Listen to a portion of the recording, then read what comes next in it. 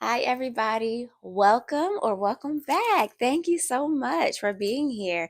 Oh my gosh, you guys, thank you for my Transformation Music family, my church family, my regular family, my extended family. Y'all came through. Thank you so much for those of you who already subscribed, who were supportive, who especially sent me words of encouragement and was like, Tiff, you got this.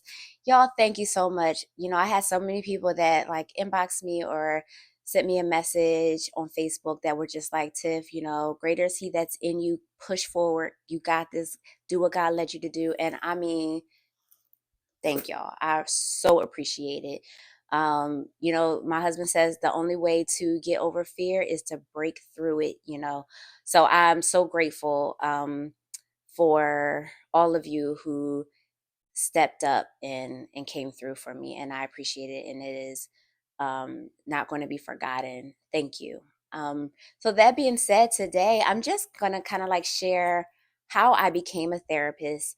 Um, so first off, okay, I tried to do this before, y'all, and I'm getting old. Cause somewhere in the last few times I tried to do this, I completely zoned out. So I had to wait. I waited some time to try to re-record because your girl's tired, okay?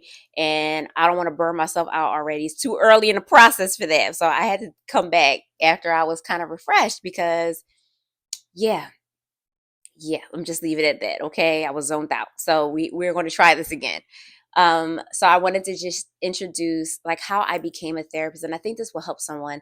So I want to start off saying, you know how there are times in life where we have different things that we've experienced where we thought that a certain opportunity or a relationship was going to take us to the next place, right? Like whether it was a job offer that we got or we started a new job and we had high hopes for how it was going to kind of change the course of our life or our finances, whether it was a relationship that you got into and it started off great, but something started to change and you had concerns about whether or not it was going to work out, and you thought that maybe this isn't it, right? And whether it was moving to a new location or joining a new church or whatever it is that you've experienced where you thought that some opportunity or some direction that you were in was going to be the thing, right? Like this is it. This I believe God for this. And it just somehow you realize, this isn't quite what I thought God was doing. And you realize that you needed to change course and you felt maybe discouraged or you didn't know what to do. I'm hoping that me sharing about my journey to become a therapist will help you. So, first of all, I was not going to school to be a counselor. When I started off in college, I was a business major. So, I started off as a business major at Rutgers, and probably about 2 years in, mind you, right? I was not doing well. I don't even know what possessed me to go to school for business, seeing as though not only am I not good at math, but I do not like it.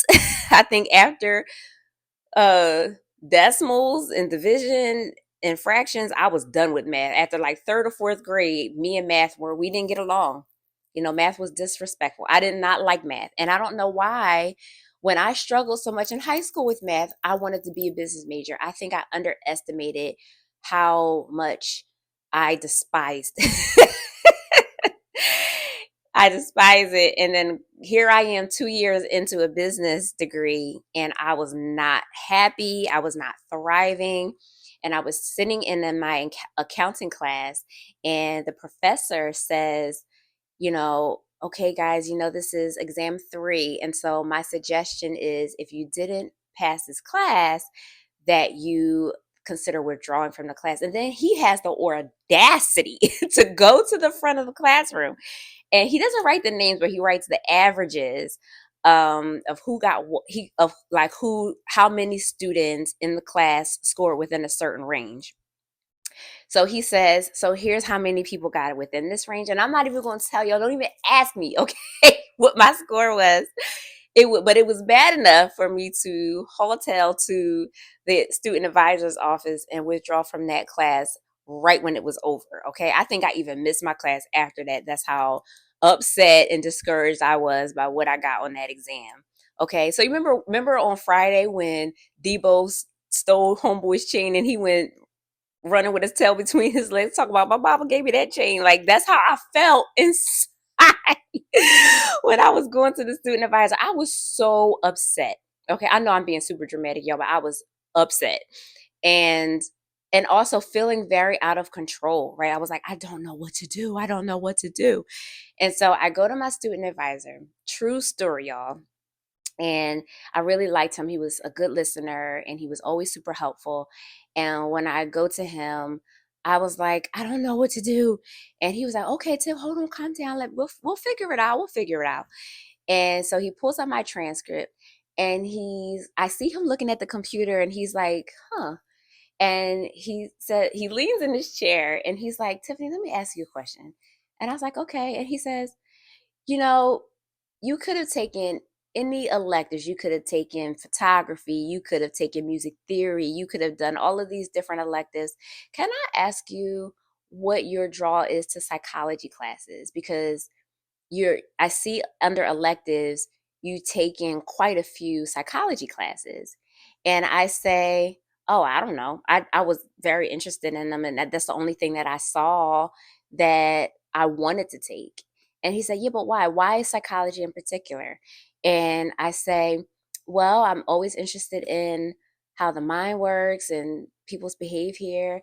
And yeah, I love those classes. And he was like, yeah, I can see that. He's like, not only have you taken quite a few of them, but you're acing them. I was like, yeah, but what can you do with a psychology degree? I mean, his face was like, so mind you, I'm under 20 years old, y'all, right? Please be gracious, right? But I also wasn't exposed to a lot of like the nuances in careers, right? So while I had peers who were very kind of aware of what they wanted to do and had it kind of pinned down by the time they graduated from high school, if in a spirit of transparency, I was struggling with so much insecurities and things emotionally at that time that I don't even think I had capacity to think in that way yet. At that point, I was just thinking of choosing a major that would guarantee me a job so that I can have some independence. And but when he brought it up, he says, well, you could teach at a university level if you go in to get your PhD. You could own a private practice. You can do school psychology. You can do school counseling. You can do marriage and family counseling. And while he is running down probably at least 20 things, I'm leaning in like, what? And he's like, yeah, yeah. And I'm like, oh my God. And y'all, when he said it, it was like, this moment of awareness came to me of like, oh my God, I found my calling. And I'll tell you why. When he said it, all of a sudden I had these memories. And one in particular was at a church event we had. They used to call them the teen shut-ins, right? Where we would come, we would stay overnight, we would have prayer, we had rap session, food, fun, games. And when I was in high school, we had this shut in. And when they divided the girls from the boys, I remember us sitting in the sanctuary in a group. And the girls were talking and sharing things and their experiences. And we had this like very intimate conversation. And the women in ministry at the time, who was facilitating this group, was talking to us. And while I was reluctant to share, I started to kind of share words of encouragement with some of the girls.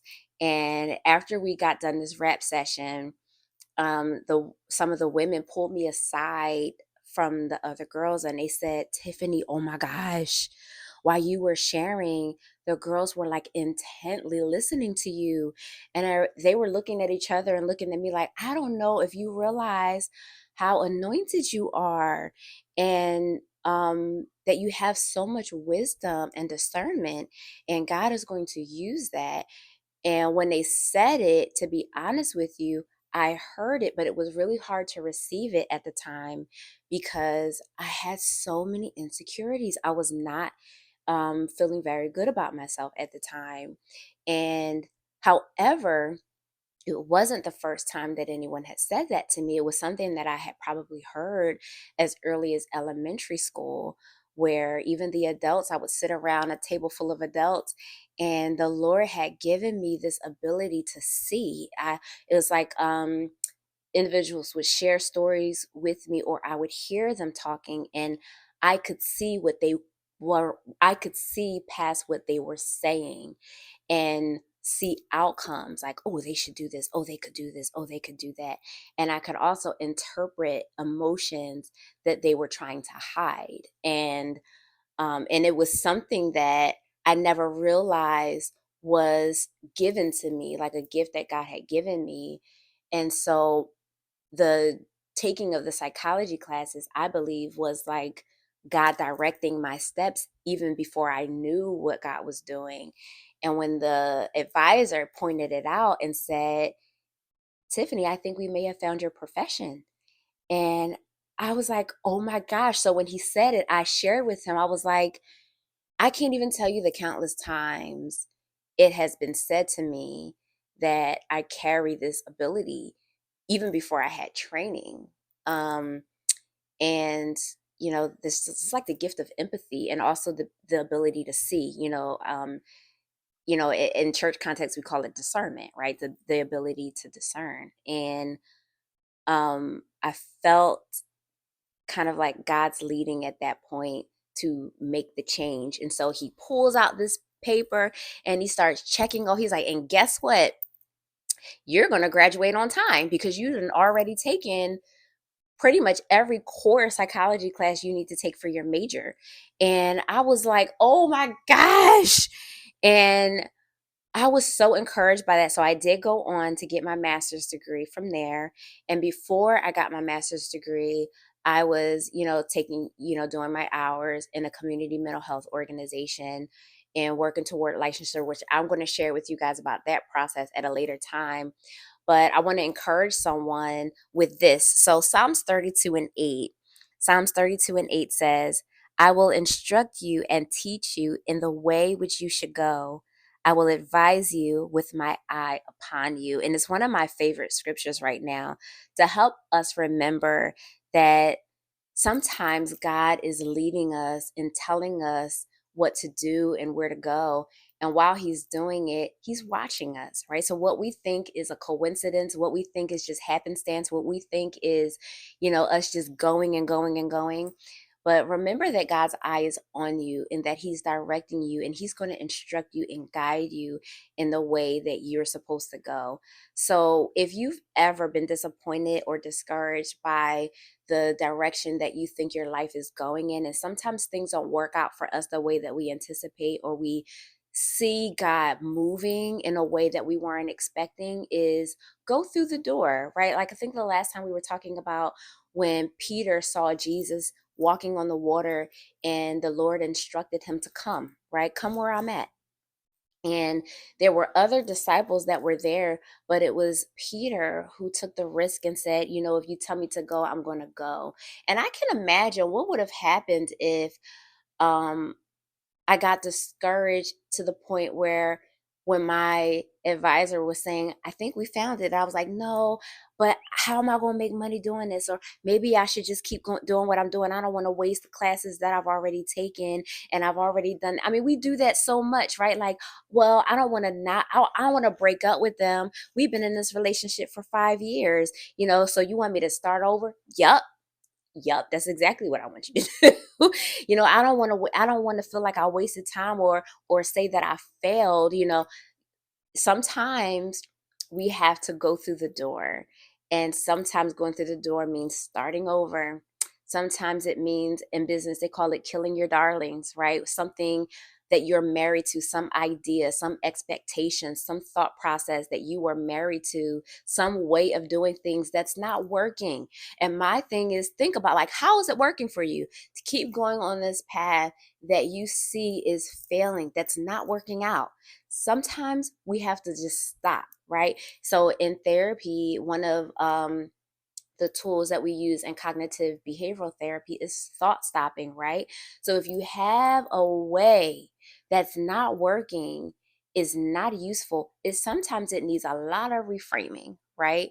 And going back to the drawing board and figuring out how to refute or redirect what we're thinking in a way that is useful and productive. And there are times when we're doing things that are just not working, and we have to admit it to ourselves first before we can ever make any changes outside of us in order to do things differently. So I want to encourage you today. So kind of today, the assignment, right, is to allow God's instruction to work in your life, and remember that while you're moving, he sees you, and he's going to take you in the direction that you should go. I can't remember right now where the scripture is. I'm going to find it, where he says, if you go, let it, you'll hear a voice behind you telling you whether to go left or to go right. And God is going to instruct you on what to go, but we have to listen, right? Faith comes by hearing, and hearing by the word of God. So we have to be receptive, and we have to follow, and we have to trust in what God is telling us to do. So let that encourage you today, that whatever disappointment or discouragement you might currently feel, don't allow your feelings to stop you from doing what God is instructing you to do, right? It is what it is. Sometimes we have to let go of a previous mindset that isn't useful or working for us, and adopt a new mindset that we know is going to take us where God is wants to lead us. Now, even if you don't know, right? Uncertainty is a part of why we have faith. Is maybe I don't know, but I have to choose to be obedient, because that is where we find our blessing and our breakthrough. All right. So, y'all, thank y'all for listening today. I hope that you take that little bit of a nugget, and I want to assign that to you today to figure out how you can move forward even when you're feeling disappointment, when you're feeling some discouragement or disappointment. Don't allow that to stop you, and make sure you seek God's face and his word so you know what to do next. Okay. So, the next one I want to share with you about my licensing journey, because Maine. That's a story. But thank y'all for listening today. And yeah, we'll talk in the next one. All right. Thank you so much. All right. Bye-bye.